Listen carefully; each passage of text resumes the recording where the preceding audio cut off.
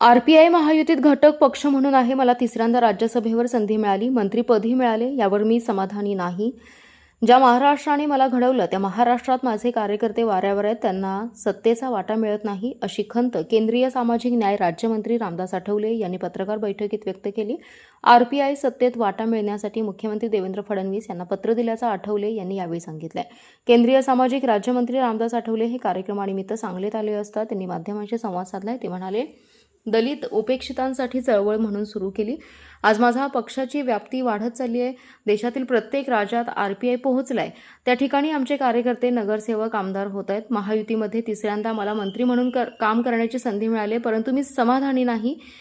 माझ्या कार्यकर्त्यांनी पक्ष वाढवला, त्यांना न्याय द्यायचा आहे. विविध सामाजिक स्थानिक समित्या, महामंडळ, विधान परिषदेत आरपीआयला संधी मिळाली पाहिजे, जेणेकरून सामान्य कार्यकर्त्यांना न्याय देता येईल. मुंबई महापालिकेच्या निवडणुकीत एकही उमेदवार दिला नाही. या बदल्यात विधान परिषद देण्याचं आश्वासन मुख्यमंत्र्यांनी दिलं होतं.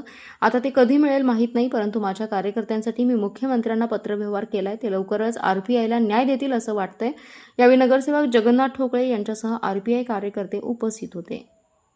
वाटा मिळत नाही आहे आणि आता माननीय मुख्यमंत्र्यांनी आम्हाला आश्वासन दिलेलं आहे की आपल्याला एक MLC द्यायची, पण जी नावं पाठवलेली आहे त्याच्यामध्ये काय RPIचं काय कोणाचं नाव दिसत नाही आहे.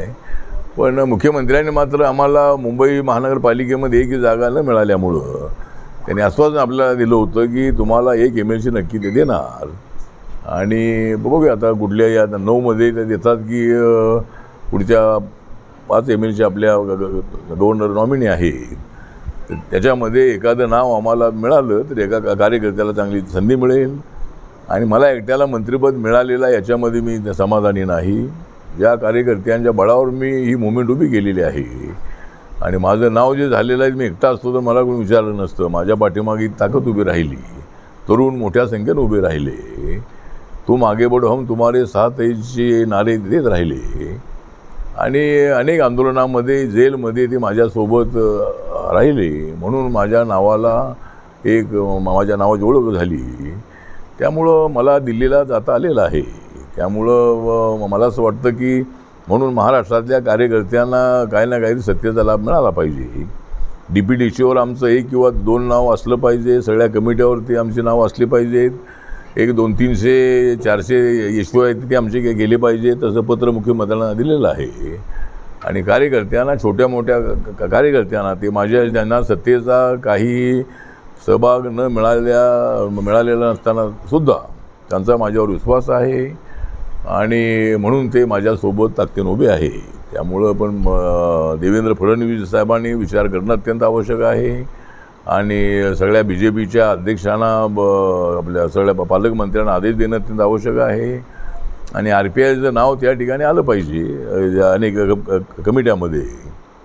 आणि काही महामंडळाचं एखादं अध्यक्षपद आपल्याला राज्यमंत्रीपदाचा दर्जा असणारं ते एखादं मिळावं अशी आमची मागण्याचं पत्र आपण मुख्यमंत्र्यांना दिलेलं आहे. एक 40-50 तरी महामंडळाचे सदस्यपदं मिळावेत हे त्यांना मी सांगितलेलं आहे. त्यामुळे असं जर मिळालं तर एका जिल्ह्याला एक तरी आपल्याला महामंडळ आहे ते मिळेल. त्यामुळं कार्यकर्त्यांमध्ये उत्साह वाढेल. म्हणून माझा प्रयत्न आहे की आमच्या कार्यकर्त्यांनाही काही सत्तेचा सहभाग मिळाला पाहिजे.